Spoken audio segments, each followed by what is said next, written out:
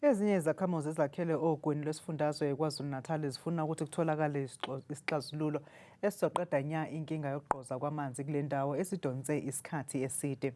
Kumanje lezi zakhamuzi zisebenzisa uhlelo lokonga amanzi ivulavala nolwenza ukuthi ezinye izindawo zingabi namanzi izinsuku.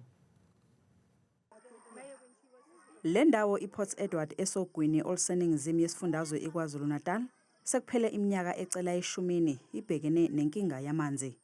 Ezinye izakhamuzi ziyaphoqeka ukuthi ziyokha amanzi esontweni.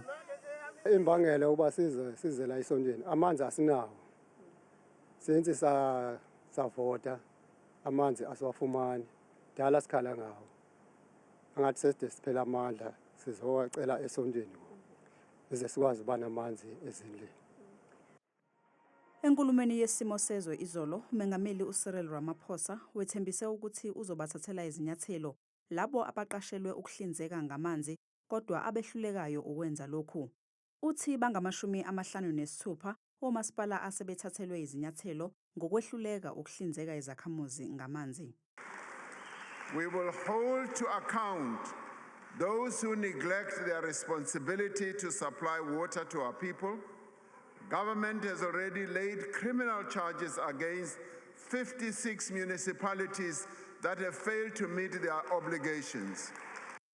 Kodwa ke izakhamuzi zimanqika ngalesi sithembiso. I think everybody wants to be positive. I want to be positive. We have had promises before. Some of them have barely come true.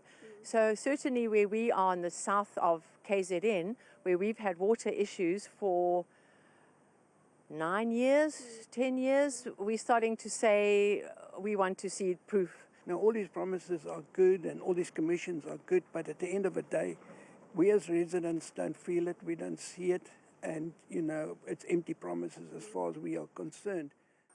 Umengameli uRamaphosa umemezele nokuthi usungule ikomiti elizobhekana nezinkinga zamanzi azokuba usihlalo walo. Inhloso yalo ukuthola isixazululo samanzi ngokusheshsha.